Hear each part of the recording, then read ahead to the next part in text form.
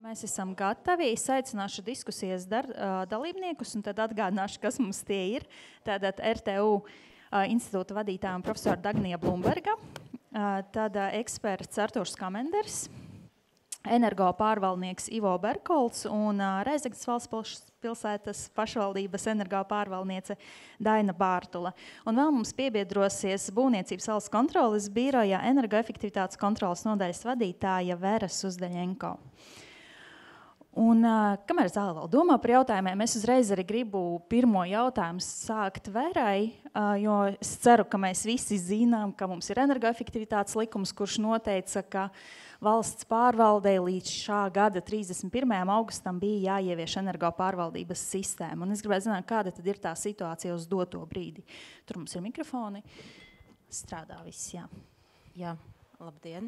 Tātad viena piebilde, tātad saskaņā ar energoefektivitātes likuma 5. panta 3. daļu nav tā, ka visam valsts iestādēm un atvasinātam publiskam personam ir jāievieš šī sistēma, ir jāievieš tikai tam iestādēm, un kam ir valdījumā vai īpašumā ēkas ar kopēju platību 10,000 kvadratmetri. Ja mēs skatīsimies uz statistiku, tad šis pienākums attiecas uz 12 valsts iestādēm un 19 atvasinātām publiskām personām. Un, ja mēs skatāmies, kā Edīte jau pareizi atzīmē, ka pienākums bija paziņot par likuma prasību izpildi 31. augusts, tad runājot par valsts iestādēm, par pienākumu izpildi mums paziņoja 7 valsts iestādes, 3 no kuram ir šo sistēmu ir ieviesuši un 4 pat certificēja energo pārvaldības sistēmu. Un jāatzīmē, ka šos pienākumus izpildīja, ka valsts iestādes deliģēja šo pienākumu izpildīt padotības iestādēm vai savam kapitāla sabiedrībām. Jā, un runājot par atvasinātām publiskām personām, tad no 19 tām iestādēm par pienākumu izpildi mums paziņoja veselas 7 iestādes, 3 arī ieviesuši sistēmu un pārējie tad arī certificē, 5, es atvainoju, 5 ir jā kopā, un tad sanāk 3 ieviesuši sistēmu un 2 certificēja. Un 6 iestādes mums paziņoja par to, ka šis process ir uzsākts un viņi to pabeigs līdz gadā beigām. Ja, man ļoti patika, ko es dzirdēju Dagnijas prezentācijā, ka visa apakšā ir cilvēks. Un tad man jautājums būtu Ivo un Dainai, laikam sākumā, kā jūs sākāt 2017. 2018. gadā, kas jūs motivēja ievieš energo pārvaldības sistēmu? Kas bija tas cilvēks apakšā?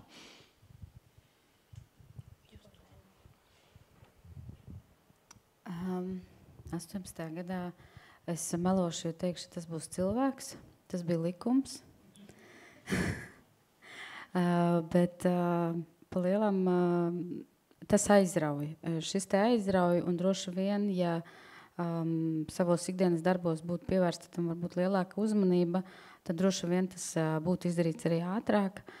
Un cilvēks iedvesmai tas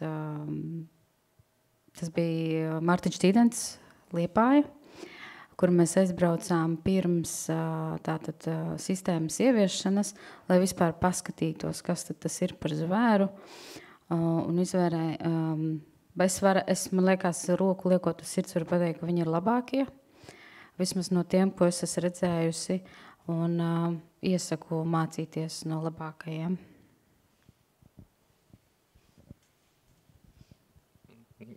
Mazliet paturpinot šo iepriekšējo, man liekas, viņš to sāka darīt pirms Excelis vēl bija izdomāts.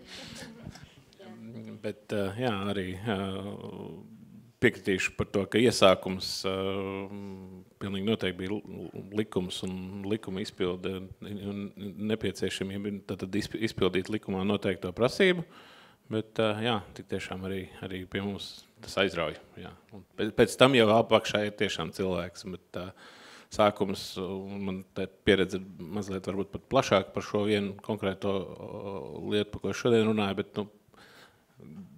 9 no 10 gadījumiem tas ir likums, un man liekas, ka šis ir tāds labs piemērs, jā, ka likumam ir bijis, tas ir vismaz sasniedzis ļoti, ļoti savu mērķi, jā. turpina sasniegt, es teiktu tā.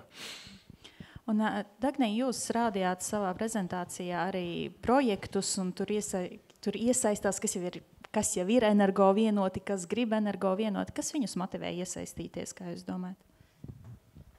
Tas bija ļoti grūti. Sākās ar to, ka mēs iesaistījām skolas, un pirmajos 3 mēnešos mēs sasaistījāmies ar Rīgas domi, un viņi mūs atbalstīja, un mēs gājām caur skolām.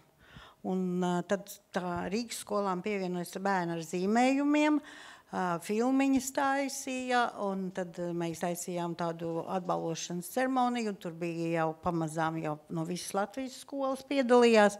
Faktiski uzsākt to mums palīdzēja skolas, skolotāji, un tas, ka skolēni savās mājās savus vecākus mācīja, ko darīt, un faktiski vecāki arī pēc tam viens otrs stāstīja, ka mājās tas bērns nedod mieru, ka mums ir tas jādara.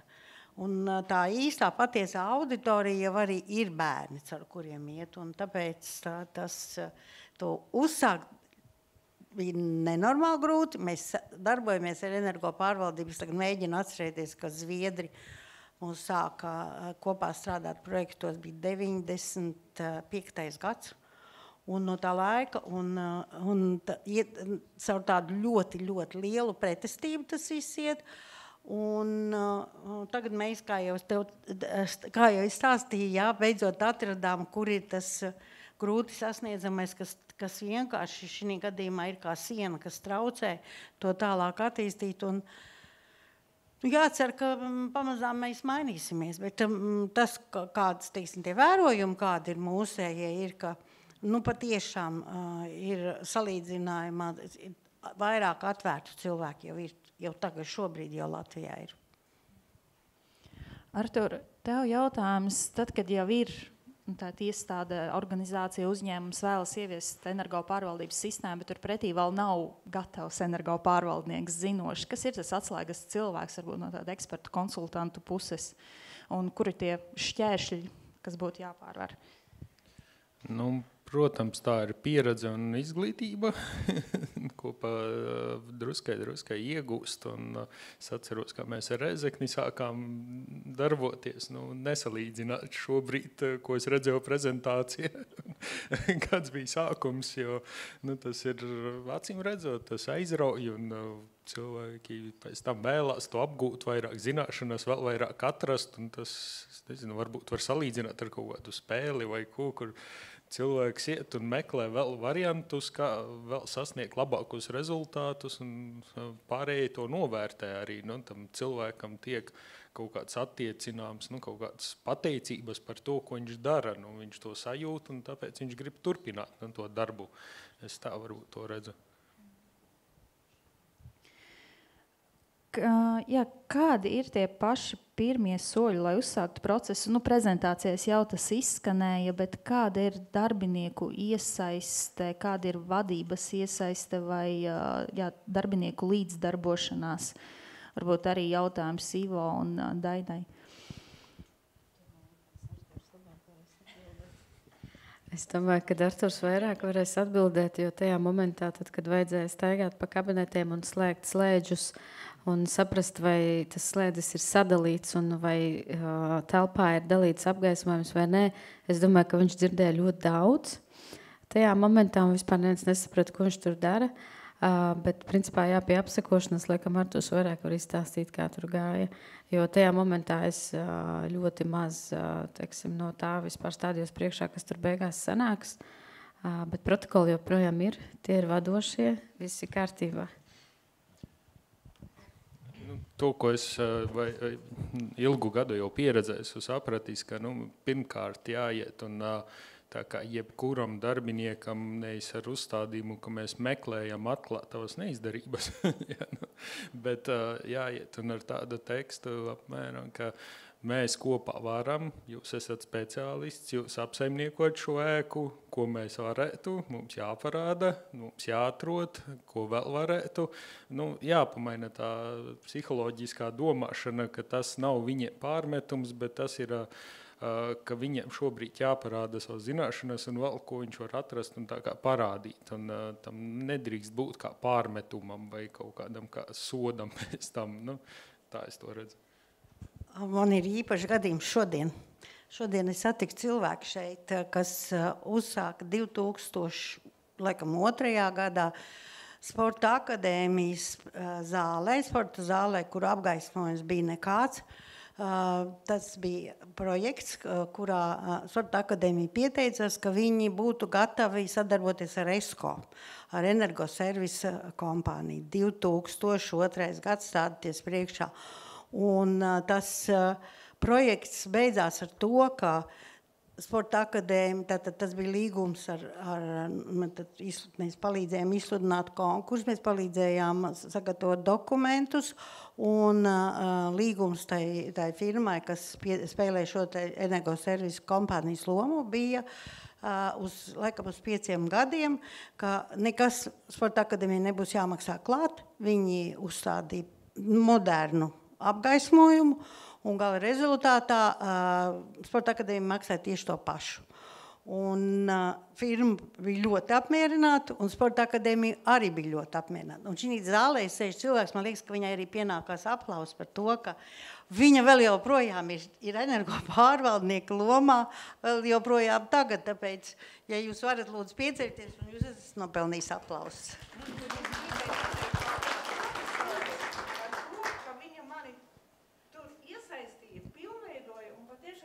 Rezultātu. Paldies. Es ceru, ka dzirdēju visi. Paldies vēlreiz profesorai Blumbergai par to, kad kolēģi mani tur iesaistīja. Es kā svešinieci ierados, es atceros, jā. Un mēs atradām kopīgu valodu, un viss iznāca kolosāli. Un Sporta akadēmijai labi ir tagad. Paldies. Arī pārējie lūdzu, darbojieties. Varbūt ir jautājumi no dalībniekiem. Izmantot iespēju pajautāt ekspertiem, pajautāt tiem, kas jau ir ieviesuši energo pārvaldības sistēmu. Varbūt kaut kas tieši par prezentācijās minēto. Starp citu, prezentācijas būs pieejamas. Mēs nosūtīsim visiem dalībniekiem linku un būs arī ieraksts. Ir jautājums viens zālē? Labdien! Man tāds jautājums, visi runā par tādu ēku kā kopu, kad samazinātos temperatūru, vēl kaut kāds ievest energoefektivitāte, bet visi zina, ka ir ziemeļpuse, dienvidpuse, un tiem ir karsti, tiem ir augsti, un, ja, piemēram, visa ēka pa lielam ir silti, mēs nogriežam 1 grādu, labi, citi uzvēl džemperišus un arī ir ok, bet ir 1/10 no tās ēkas, kur ir ziemeļpusi, kur ļoti augsti, kāda jūsu, kā teiksim, skaits, ka nevajag tagad visa ēka ieslēgt apkure, ja tur 10% salst, bet no otras puses, ko darīt? Tāda praktiska viedokļa. Jā, problēma tā tiešām ir. Izaicinājums, problēma. Es domāju, katrā pirmajā ēkā. Diemžēl nav tāda ātra risinājuma.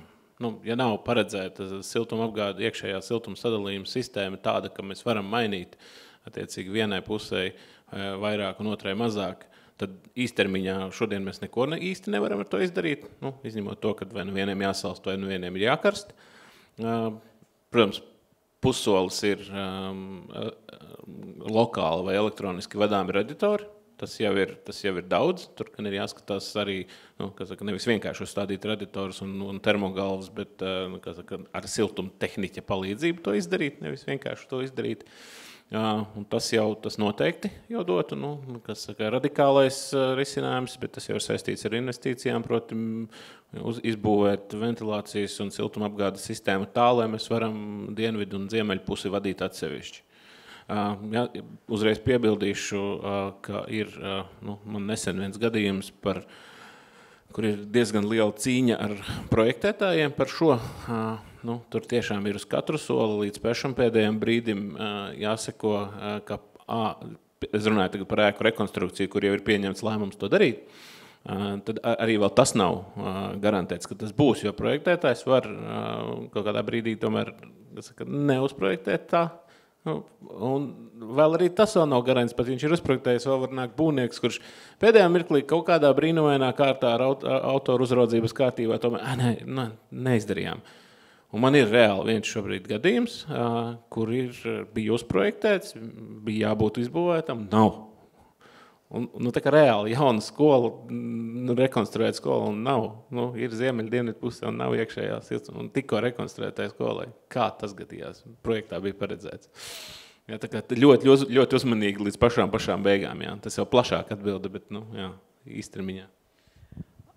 To vispār sauc par fasādes regulēšanu. Un tad, ja tiešām ir, un tas ir pārbaudīts, ka viena fasāde ir vajadzīgs mazāks siltuma daudzums, tad tai fasādē, kurai mazāks vajadzīgs siltuma daudzums, ir uzņēmumi, kas nodarbojas ar to, ka ir vienkārši jāsamazina ūdens, tā karstā ūdens padevu uz šo te fasādi, kurai ir.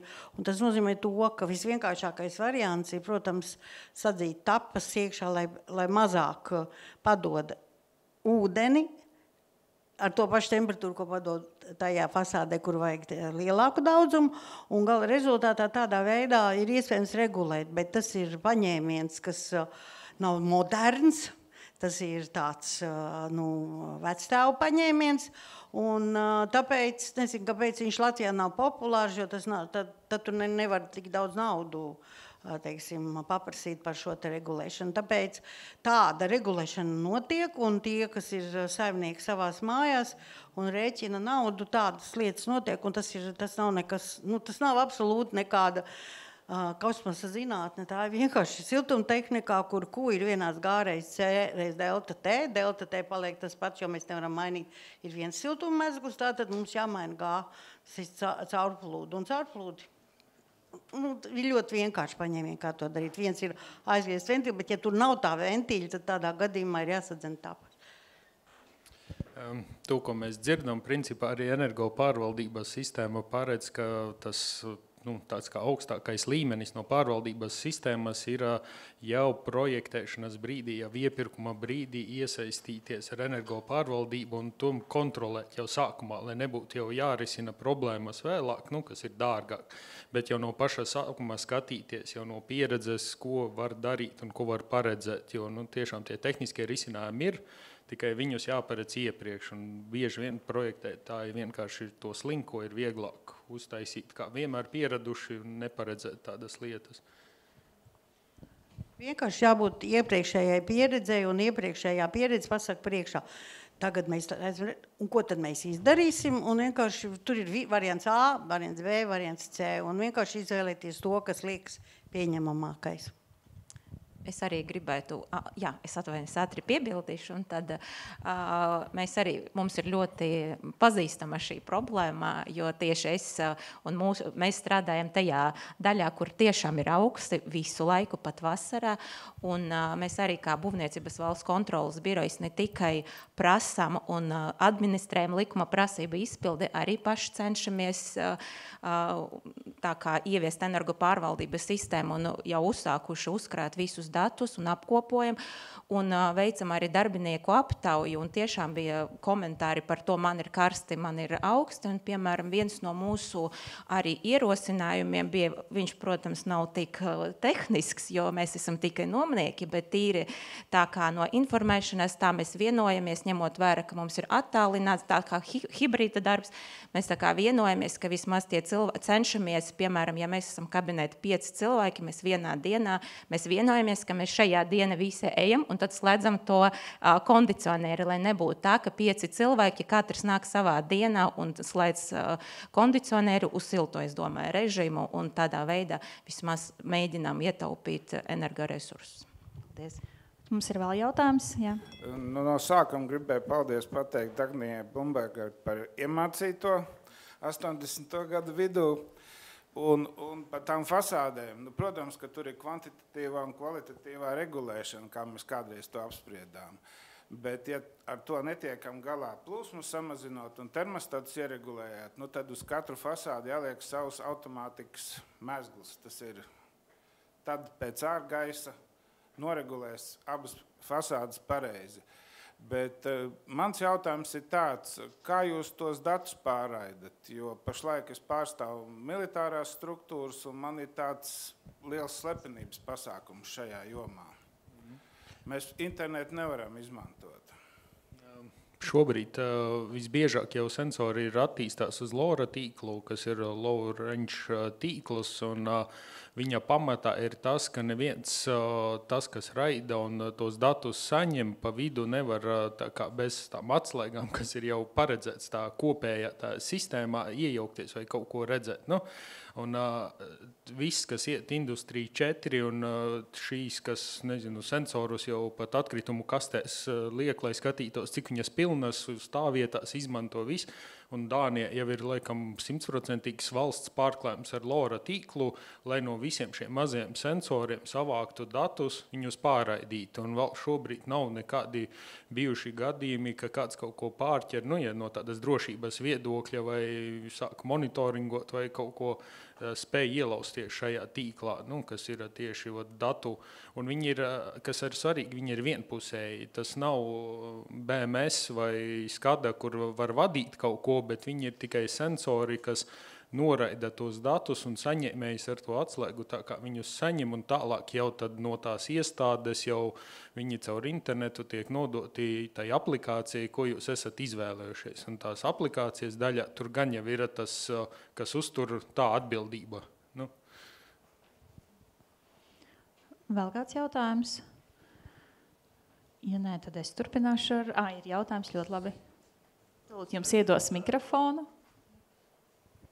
Kādās gadījumos certificēta pārvaldības sistēma jāievieš? Tas ir tā kā obligāti vai tas ir izvēles pēc? Ja mēs runājam no energoefektivitātes likumā skatu punktu, tad nē, kā es jau teicu, valsts iestādēm un atvesinātām publiskām personām ir tikai jāievieš energo pārvaldības sistēma. Vai jūs certificēsiet vai nesertificēsiet, tā ir brīva izvēle jūsu. Es varbūt piebildīšu, certifikāta gadījumā tiek iesniegts tikai certifikāts, un jūs brauc un pārbauda kāda iestāde, kas certificē, ieviešanas gadījumā tiek sūtīts jau un atspoguļots tas rokas grāmata politika, un ir tie dokumenti, kas jāiesniedz. Nu, tur ir varbūt atšķirība, cik daudz jums pēc tam BVK ir jāiesniedz apliecināt to. Jā, tur atšķirās dokumenti, bet jebkurā gadījumā pēc tam, pēc sistēmas ieviešanās, vai jūs certificējat vai tikai ieviešat, katru gadu birojiem būs jāsniedz tie igadēji pārskati par ieviestiem energoefektivitātes uzlabošanas pasākumiem, un nav tā, ka jums obligāti katru gadu ir jāievieš, nezinu, vismaz viens pasākums, ieviešat, tad paziņojat un sarēķinājat enerģijas ietaupījumu, neieviešat, tad jāiesniedz tukšs pārskats. Es gribēju papildināt par to certifikācijas sistēmu, ka ļoti daudz uzskata, tas ir tāds liekas darbs un papīra darbs un nevienam nederīgs un vienkārši muļķošanās, un tagad cilvēkam tur ar to jānodarbojas. Nē, tā nav. Ar certifikācijas, tas, teiksim, man vērojumi ir tādi, ka tie, kas sāk ar to nodarboties, sāk rēķināt līdzi un pamazām sāk ieviest. Pirmajā brīdī ir tādi, kas, kuri pēc principa ir pret visām papīru krāmēšanās, tur ir tabulas jāaizpilda, tur jāatbild uz kaut kādiem muļķīgiem jautājumiem, un vēlāk, kad tas nonāk līdz apziņai, tad lēnā garā tas ieviešas. Un tas, ko mēs esam konstatējuši patiešām, ka pasākumi, par kuriem sāk domāt, ka viņi nes rezultātu ar ietaupījumu, tas ir, tur es esmu ar mieru strīdēties ar katru, ka ir, tas nes līdzi ietaupījumu, reālu ietaupījumu, bet ir tieši tas ir kaut kāda pretestība pret dokumentu aizpildīšanu, un tas ir tas, kas šī gadījumā nedaudz traucē. Sanāks arī mazliet piebilst, dokumentus vienkārši jāizdara. Vienkārši izdaram un viss, vienkārši darbs, kas ir jāizdara, vai ne? Bet es piekrītu par šo pretestību, ka tā tiešām ir tāda, un tā varbūt arī ir tā traucējošā, bet es pastiprinātu šo efektu, ko nozīmē certificēta sistēma, tas, tad ikdienā tas nozīmē, ka reiz gadā vismaz atnāk ārējais auditors un uzdod jautājumus, pārbauda sistēmas dokumentāciju, datus, snieguma rādītājus, energonovērtējumu, visu pārējo. Tas, ko es redzu, un esmu vairākas reizes novērojis, tas mobilizē. Un tas ir ļoti labi. Mani nevajag mobilizēt, bet tas mobilizē ļoti daudzus cilvēkus, kas ir tieši vai netieši iesaistīti energopārvaldības sistēmā, kamiem it kā pēc teorijas vajadzētu būt mobilizētiem visu laiku, bet mēs zinām cilvēku dabīgais slinkums un citi darbi. Tad šis ir tas, tagad mēs. Un tad vienmēr pirms un pēc ārējā audita ir jūtami uzlabojumi. Cilvēki ir padomājuši, sakopojuši domas, savākuši datus, atkal vēl kaut kādas priekšlikumi ir nākuši. Ļoti labs ārējais audits ir ļoti vērtīgs. Un tad man jautājums, kā izvēlēties to sistēmas tvērumu? Daini, jūs minējat, sākumā jums tur bija 17 luksofori, 4 tādas ēkas, tas pēc tam paplašināties. Kā sākt? Šo te, ko īsti certificēt un kāda būs sfēra, tad iesaka konsultants. Tātad pieprasība ir 90%, ja es nemaldos, no patēriņa, kas ir pašvaldībā. Sākotnēji sfērā bija arī transports. Bet priekš manis tā tāda laba statistika, kas man ļoti nepatika, jo tas ir tāpat kā ar luksusforiem. Es ietekmēt neko nevaru. Teiksim, tādā ziņā, kad ja vajag man šodien braukt uz Rīgu, es braukšu pie jums, es braukšu tāpat. Vai ar kādu auto tāds, kāds ir, ar tādu braukšu.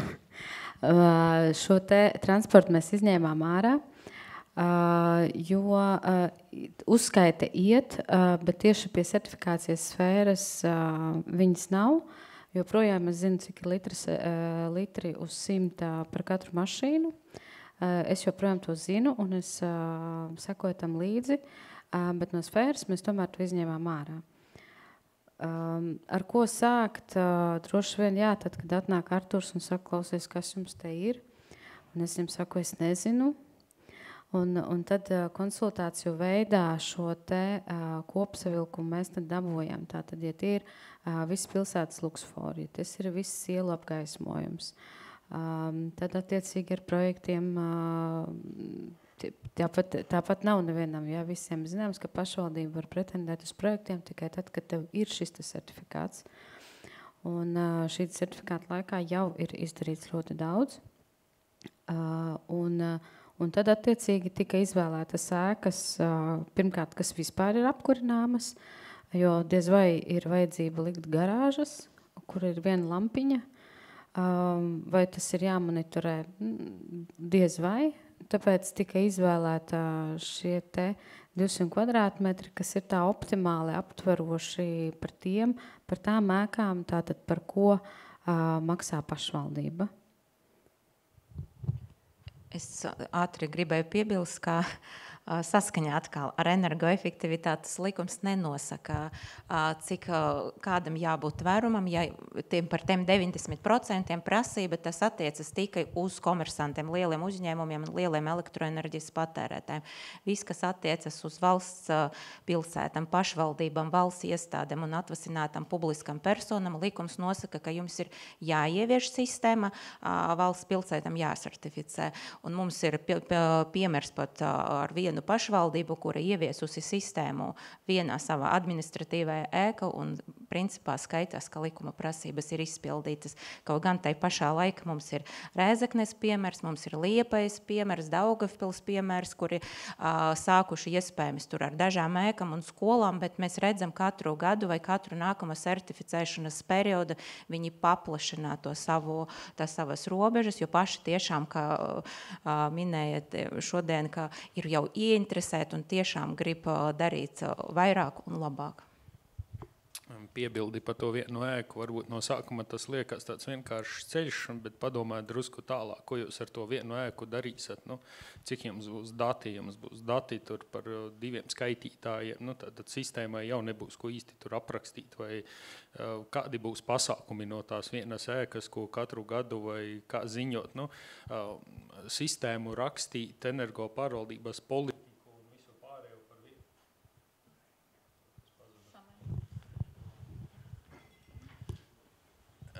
rakstīt visu dokumentāciju par vienu ēku, es no šāda darba atteiktos. Man tas liktos tāds pilnīgi grūts un pārkāpjot sevi, kur bez datiem kaut kas ir jādara, bez kaut kādiem mērķiem. Un ar ko tu ieteiktu sākt? Kāds būtu tas sistēmas tvērums, ko ņemt pirmo un pēc tam paplašināties? Tas loģika ir pavisam vienkārša, kur ir lielākais patēriņš, tur ir lielākais potenciāls, un visiem patīk potenciāls, un manu darbu arī novērtē pēc ietaupījuma. Tāpēc arī jebkura pārvaldnieka darba prasa to rezultātu, un tāpēc tas ieteikums būtu skatīties lielākos maksimāli. Pēc tam jau audzējot klāt, vēl meklējot potenciālu, bet tas sākotnējais potenciāls ir tā lielākā patēriņa. Tad sākumā apzinām savu saimniecību un saprotam, kur tērējam visvairāk. Es drīkst nepiekrist Arturu.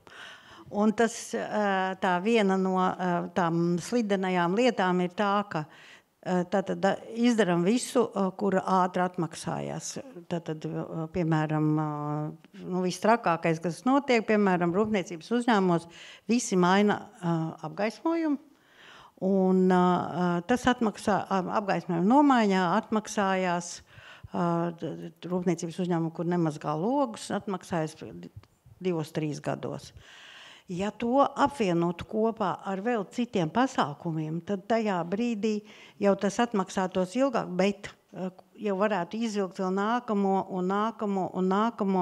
enerģijas patēriņu samazinājumu, un kas atmaksājās loģiski bišķi garākā laikā, bet to izlīdzinot, un tam īpašniekam arī, energoefektivitāte, tas ir kaut kas super, bet tas ātrā krējuma nosmelšana ar apgaismes, teiksim, nomainam tikai apgaismi, tad tas ir, un tas nepopulārais lēmums ir tāds, ka dažreiz apgaismes uzlabošana ir pietiekama, ja rūpniecības uzņēmumi mazgā regulāri logus un tas atmaksājas vēl ātrāk. Bet to visu saliekot kopā, var tikt pie foršs rezultāts jau ar vairākiem pasākumiem, un kopējais enerģijas patēriņš uzreiz jau mērās megavatstundās, vai ne? Jā, man ļoti patika arī jūsu prezentācijā bija tas, ka 5-10% var ietaupīt, neieguldot neko. Bet ja mēs domājam tieši par valsts iestādēm, par birojiem, ofisiem, kas būtu tas, varbūt, sākums, tie pirmie pasākumi, kas būtu viņiem jādara, lai ietaupītos jau 5-10% un pēc tam iet tālāk? Jā, šis jautājums šodien jau izskan vairāk kārt par to, kas ir pirmie soļi. Tas arī savu artavu. Pirmais solis ir matemātika. Proti audits un matemātika, saprast, kas mums ir. Tad mēs sastrukturējam, savācam visus datus, kas mums ir. Tad nav jau tā, ka neviens nav nekādas datus vācis. Viņi jau ir. Rēķini ir skaitītāji, ir uzskaitas, ir kladītes, siltummezglos, kas tik viss kaut kas nav redzēts. Tad dati jau ir, viņi nerodās tajā brīdī, tad, kad sāk ieviest energopārvaldības sistēmu, tie jau ir iepriekš. Jā, varbūt nepietiekami detalizēt tā tālāk, bet pietiekami, lai sastrukturizētu objektus. Un tad šeit pilnīgi piekrīt Artūram, ņemam no lielākā uz mazāko, un tad kaut kādā mirklī vai nu velkam līniju, vai varbūt nevelkam. Kāpēc gan vilkt to līniju, ja mēs varam paņemt arī un iekļaut tvērumā visus objektus. Bet jebkurā gadījumā sastrukturizējam. Pēc patēriņa lieluma, vienalga, tipiski gadā, bet tur jau var kaut ko izvēlēties. Bet tas pirmais solis ir uztaisam datu auditu, saprotam, ko mēs varbūt neuzskaitam, varbūt, ka tur vajadzētu uzskaitīt. Ja uzskaitam, tad paņemam, saliekam visus datus vienā grafikā. Un tas jau būs daudz palīdzējis. Par tiem 5-10% varbūt uzreiz gluži no tā nē, bet tad jau mēs varam atrast kaut kādus līdzvērtīgus, kur viens patērē vairāk, otrs mazāk pie līdzīgiem apstākļiem, tad varbūt tam vienam, kas vairāk, varbūt ir kaut kāds ātrais lēmums, kāpēc patērē vairāk. Tagad, jā, bet pirmais solis ir dati. Jautājums. Vairāk, jā, sāksim.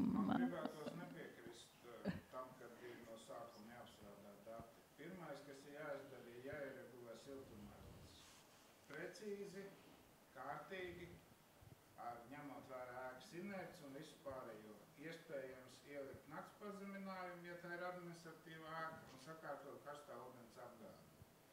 Protams, paredzot aizsardzību arī pret leģionālām, un tas uzreiz jau atnesīs 15% kā minimums klāt.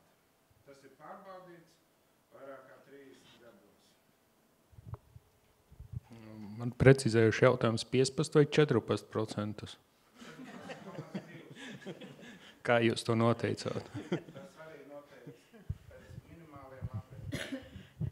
Ir ļoti vienkārši paņēmiens, ka siltuma mezglā samazināt temperatūru pa 1 grādu un gaidīt, ka kāds sāks kliegt. Tad neviens nekliedz. Tad samazina vēl par 1 grādu un tad tiek līdz 5 grādiem un tikai tad nedrīkst stāstīt vairāk, ka tas ir izdarīts, jo tāpēc, ka tad būs, protams, ļoti daudz tad būs ļoti daudz iebildumu. Tieši tā. Jā, tad ir sildītāji un elektrikas patēriņš. Man šajā sakarā man tieši ienāca prātā viens piemērs no pagājušā gada rudens, kur pēc šī lēmuma samazināt telpu temperatūru, skatāmies uz datiem pēc klimata temperatūras. Nu, tur jau vienu brīdi bija tā, ka katru pusdienu skatās sekotam grafikam, un ir viena ēka, kur pirmā stāva vestibilā, joprojām ir 22, 24, 20, nu, tā kā mērķis bija 20 pa dienu un 18, 19 pa nakti, bet nu, tur cauru diennakti ir 22, 23, un vienreiz, otrais, trešoreiz, nekās, nu, apsargs, kas ir ārpakalpojums sniedzējs, viņš ir cilvēks, es viņu saprotu, viņš stiep to savu sildītāju. Un tur ir tas neliels vestibils, bet jā, un šeit ir tā lēmuma par temperatūras samazināšanu sliktā blakne, ka kaut kādos apstākļos viņš var aiziet negatīvā izpratnē, jo elektroenerģija pirmkārt ir neefektīvāka, šādā veidā apsildot. Ir citi veidi siltumsokņi, kur viņi var būt pat efektīvāki, bet tīri ar sildītāju tas, protams, ir ārkārtīgi neefektīvi un arī dārgāk. Līdz ar to, bet viņš jau neatnesa savu elektrību līdzi, viņš jau izmantoja elektrību, un mēs pat viņu vairs īsti uzskaitīt pie siltuma apgādes nevaram. Viņi ir jāvērtē, viņi nav uzskaitām, viņi tiek vērtēti, un vai visa vai ne visa, respektīvi tur sarežģījumi, bet un tas vēl bija turklāt ārpakalpojums sniedzējs, un beigās panācām savu, bet nebija viegli. Bija vēl jautājumi tur, jā. Viens un pēc tam sākumā dāma, tad kungs. Man vēl viens praktiskā dabas jautājums.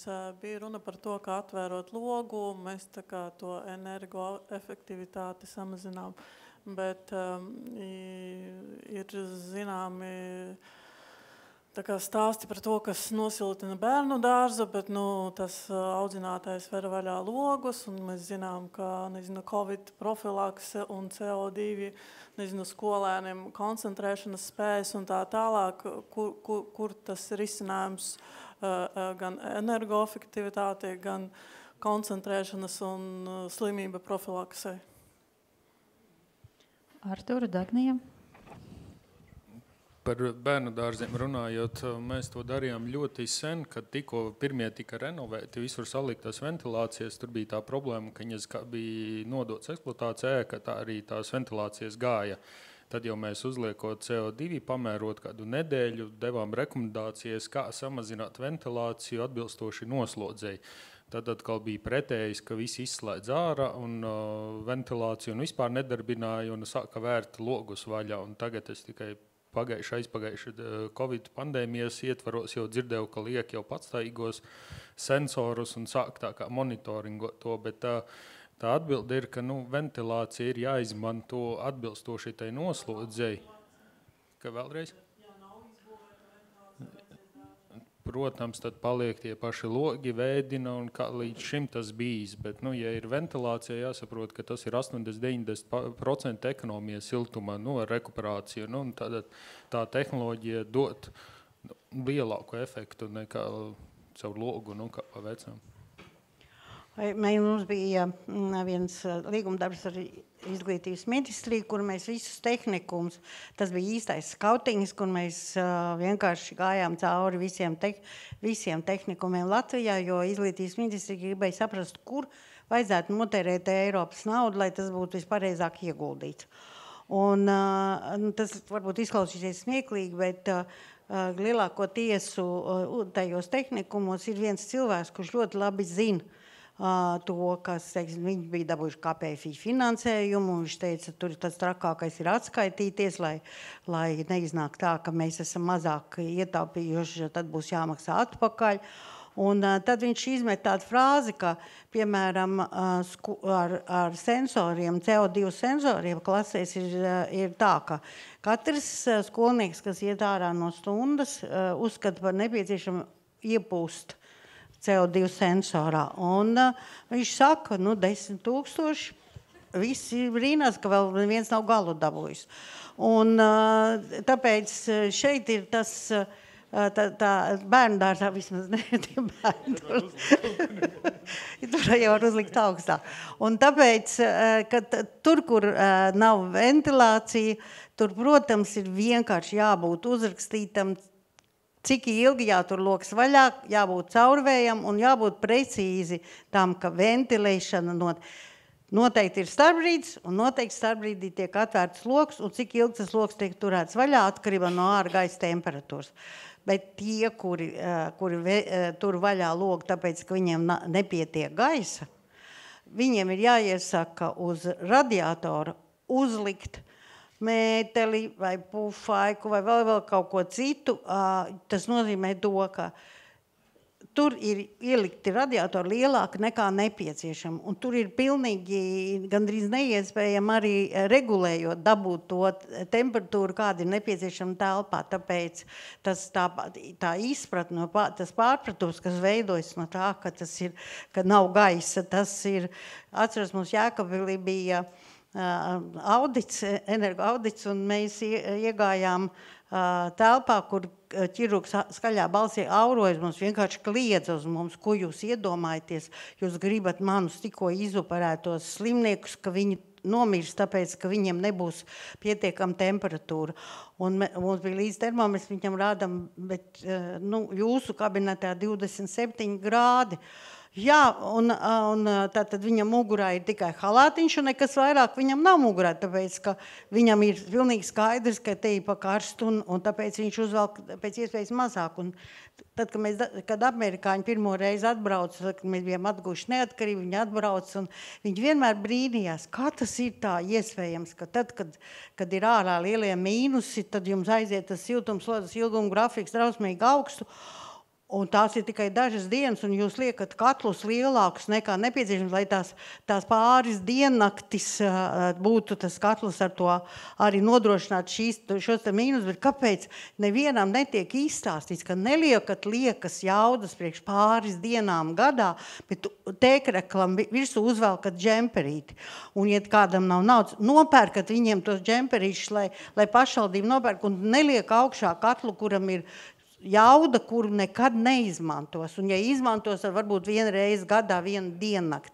Un te ir faktiski tas ir tas energo pārvaldības triks, ka iemācīties tērēt tik, cik nepieciešams, nevis vairāk. Daina, jūs arī pieminējat, jums arī bērnu dārzi. Kāda jums pieredze?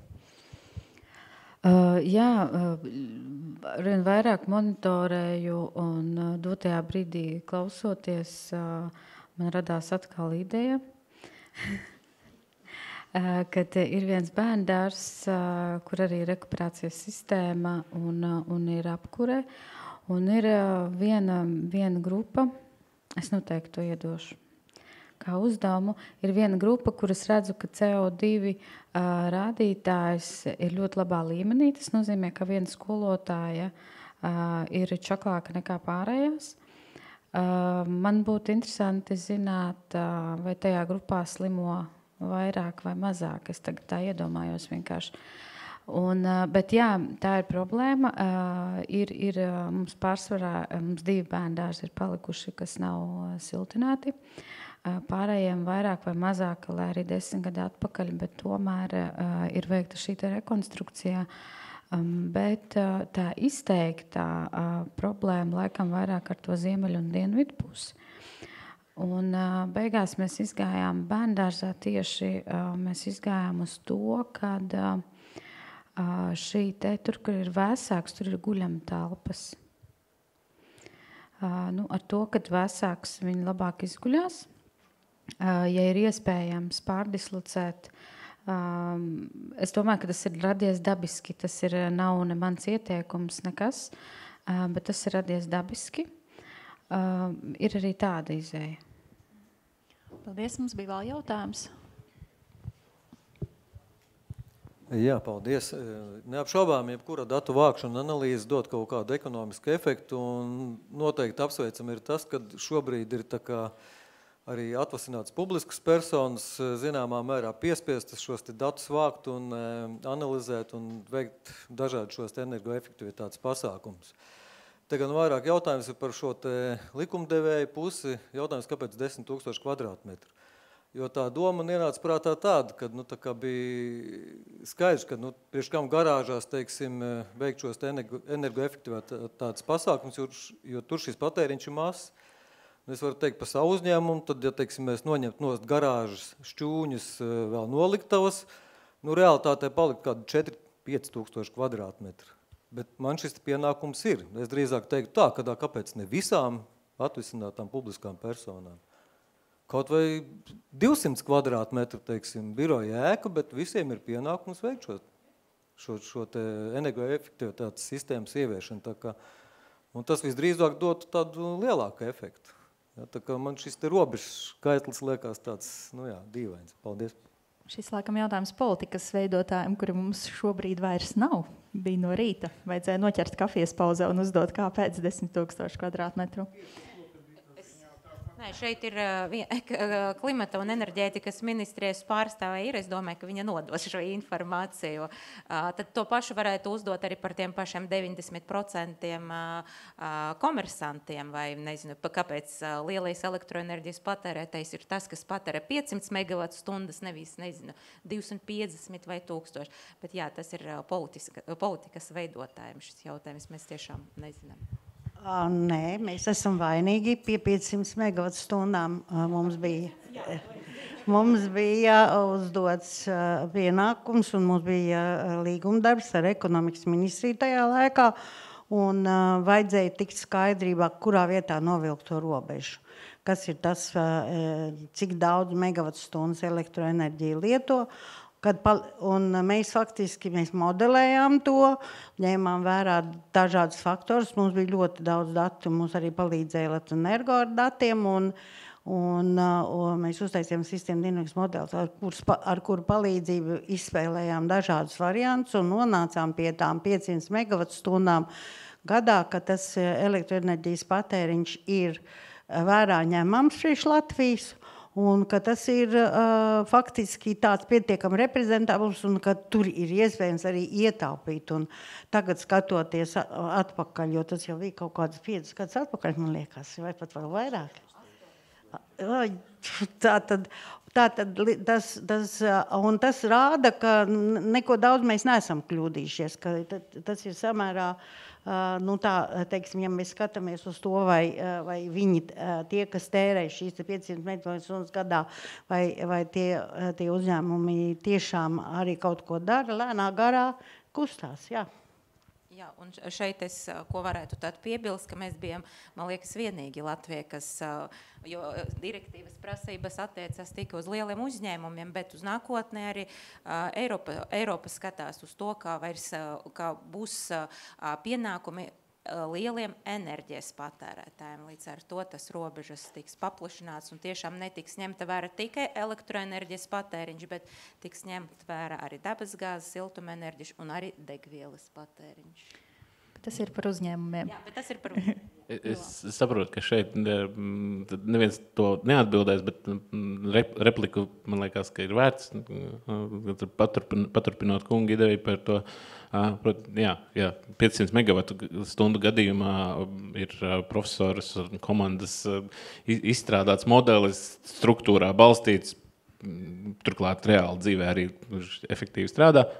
Tad tiem 10,000 kvadrātmetriem es kaut kā intuitīvi neredzu, ka tur varētu būt tāds modelis apakšā. Tas izklausās pēc vienkārši brīvi izvēlēt skaitļi, bet varbūt es ceru, ka es kļūdos, bet nu jā, tas nav jautājums, tā replika, jā, kad izklausās kaut kur jānovelkam te.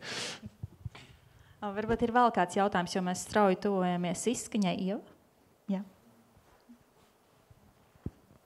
Jā, man būs konkrēts jautājums, Ivo, par sadarbību ar ministriju. Vai Labklājības ministrijā kā ēku īpašnieks jums arī lūdz atskaitīties par sistēmas rezultātiem, un vai viņi kā ēku īpašnieki ir kaut kādā mērā iesaistīti šajā sistēmā, vai jūs darbojaties pilnīgi neatkarīgi? Jā, ir regulāri, vismaz reizi gadā, bet cenšamies pat divreiz gadā ir, ja ne gluži ar ministru, tas nav īsti ministra jautājums, bet tas ir jautājums par saimniecības daļu, jā, ir tātad vertikāli uz augšu un pēc tam atpakaļ uz leju feedbacks par to, tātad kā mums iet, kā mums ir gājis. Tad, pirms tam tas bija tikai par enerģiju, tagad jau arī par CO2 līmeni telpās. Tā kā jā, es teiktu, ka regulāri ir šī informācijas apmaiņa. Tas jau pat notiek vairs ne tikai uz pieprasījumu, bet tas jau ir tā kā jau iegājies, ka tā tas ir. Par iesaisti, principā jau jā, jo tās, kas ir ministrijas ēkas, tur ir arī ministrijas darbinieki, un līdz ar to arī tiešā veidā ir iesaist. Tā. Es uz to otro jautājumu atbildēšu, jā, ir sasaiste, un viņi ir visu laiku, jo tāpat ir tāda miedarbība nepārtraukta. Vēl jautājums? Jā, vēl jautājums ir par... tas tāds sensitīvs mums valsts pārvaldē par IT sistēmu izstrādi. Ja? Bieži vien tās sistēmas izstrādājumi sanāk, nesanāk. Vai nebūtu jēgpilni, ja mēs veidotu kopēju sistēmu zem BVKB, piemēram, visām valsts pārvaldes struktūrām, pašvaldībām tieši par šo aplikāciju, kurā mēs savādam savus datus, un tur šīs te visi dashboardi un viss tā kā smuki parādās, un arī BVKB mums pat datus tad nav jāiesniedz. Mēs redzam, ka tur viņi var sekot līdz katrai iestādē atsevišķi, jo tur varēja redzēt, ka ļoti labi šie ekrāna šāviņi un dashboard bija no sistēmas. Es saprotu, ka tas ir kaut kāds pašu izstrāde, jeb tā bija, visdrīzāk kaut kāds Excels, jeb Power BI sistēma. Bet ja katram pašam tas ir jāizstrādā, lai prezentēt savai vadībai, to tad drīzāk būtu centralizēt priekš visas valsts izstrādājumu šo te, kas būtu tikai loģiski. Paldies. Bet varbūt varētu nokomentēt tieši par aplikācijām, ko izmantojat. Man liekas, jums ir vairākas bijušas. Jā, dotajā brīdī mēs izmantojam Data Mining Solution. Jā, tas maksā naudu. Katrs iegulda un droši vien izvēlas to instrumentu, kas viņam patīk un liekas pārskatāms. Par vienotu sistēmu jā, iespējams, jo tas droši vien atviegloti tīri finansiālo daļu, vai varbūt vismaz no tiem, kas ir iespējams, ka būtu vismaz kaut kāds finansējums tam visam. Bet pateikt, kurš ir labāks un kurš ir sliktāks, ir ļoti grūti, jo, kā saka, katram ir savs zobārsts un frizieris. Ja? Un arī šajā momentā, kad ja man vajag pa stundām, un tas ir vitāli nepieciešams, un ja es nevaru pārveidot, teiksim, Rezeknes siltumtīklu darbību un pateikt, neziniet, jūs tagad strādāsiet šitā, tāpēc, ka es tā gribu, un tagad jūs mainīsiet visus skaitītājus, jūs mainīsiet savu sistēmu. Nē, šis ir tas moments, vai šī sadarība būs visiem. Tas ir varbūt tas klupšanas akmens šeit vienotai sistēmai, jo diez vai Rīgas siltumtīkli izmanto to pašu, ko Rezeknes siltumtīkli. Un vai kurā brīdī tad tās pagalas iemestās tajā katlā jūs ierakstīsiet un kādu koeficientu, vai tie būs 2 gadu kaltētā malka ar citu atdeves koeficientu, diez vai tas būs tādā vienotā sistēmā iespējams. Grūti pateikt, bet jā, tas būtu pārdomām. Ivo, kaut ko vēlēs piebilst? Jā, es gribēju piebilst to, ka es varbūt neesmu pasakojis visam līdzi, bet mēs ļoti bieži reaģējam uz notikumiem, tad iepriekšējos gadus agrāk no ekonomikas ministrijas, pēc tam no BVKB nāca aicinājums, atgādinājums ievadīt sistēmā savu ēku patēriņus. Pēdējos gados tas nav manīts šis jautājums, bet es vēl atceros kādu pāris gadus atpakaļ, es pat kaut kādos semināros diskusijās piedalījos par šādas vienotas ievadīšanas sistēmas platformas izveidi. Tas ir kaut kas tāds, ko jūs arī atceraties, vai es to nosapņoju? Nē, es nenosapņoju, tur bija reāli tik izstrādāts modulis, kurā ievadīt ēku patēriņus. Jā. Mums ir atskaitīšanās modulis. Digitālais. Bet mums, diemžēl, ir beidzies atvēlētais laiks. Es gan domāju, mēs vēl noteikti ilgi varētu turpināt un runāt, bet varbūt ir no diskusijas dalībniekiem vēl kādi, teiksim, ceļa vārdi ceļā uz viedāku pārvaldību. Dagnī, lūdzu. Jā, es jau pieminēju savā prezentācijā. Ejiet uz nākamo teiksim, soli un tik tiešām kāds pamēģiniet to, ka ēka var patērēt mazāku enerģiju, ja teiksim, zinat, cik viņa akumulē, un līdz ar to uzliek, ka šo te nepārāk, ja es pareizi saprotu, ka tā nav pārāk dārga sistēma par to, ka saņemat signālu no klimata meteoroloģiskiem datiem, saule būs pēc 3 stundām, un tajā brīdī atslēdzat to siltumu padevu un iekonomējat tādā veidā, un tas atkal ir bez jau lielas piepūles. Tas ir nākamais tehnoloģiskais risinājums, kas vienkārši brēc pēc izmantošanas un iedrošiniet sevi vai savus priekšniekus, lai viņi atspers uz nākamo un jau atkal 5-10% mazāk. Vai nav forši? To, ko es gribēju varbūt ieteikt, ka nevajag mēģināt aptvert visu uzreizēm, arī tā kā lekt iekšā un tagad izdomāt, cik sensorus vajag vai ko, bet sākat ar mazumu. Vienu ēku, 2 jau automatizēt, paskatāties, neautomatizēt, datus automātiski ievācat. Vienu sensoru nopērkat, paskatāties, vai tas der jums, neder, varbūt kādu cita sistēma ir ērtāka jums, un tad jau, kad nonākat līdz tādai ērtai situācijai, tad paplašinat savās iespējās to sistēmu vai tvērumu, ko pārvaldībā jūs esat ielikuši.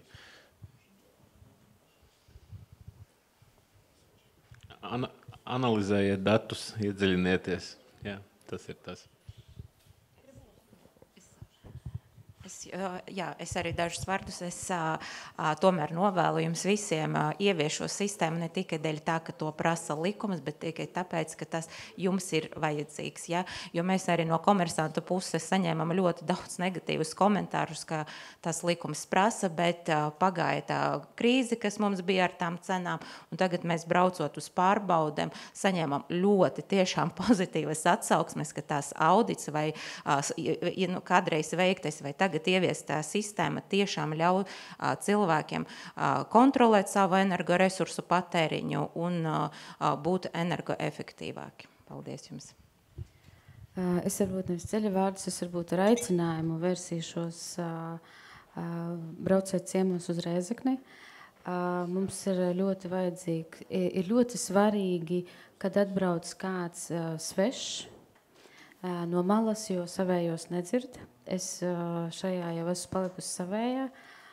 Mums ļoti trūkst, un es ļoti aicinu atbraukt, varbūt pieredzes apmaiņā, pastāstīt jebkas, kas ir jauns, viņu dzird labāk, pat ja tas ir cits cilvēks. Man ir svarīgs rezultāts, un varbūt ar kādu semināru vai jebko, kas ļoti aicinu gaidīsim, lai jums veicās. Paldies dalībniekiem par dalīšanos ar zināšanām, ar pieredzi. Ceru, ka katram no mums kaut kas aizķērās, ir par ko padomāt. Katrā ziņā efektīva energo pārvaldība viennozīmīgi ir būtiska mums visiem. Tātad, lai tas ir arī būtiski valsts pārvaldes sektorā, lai veicinātu ilgspējīgu attīstību un mūsu efektīvu darbību. Un vēlreiz paldies jums visiem un uz tikšanos citos pasākumos.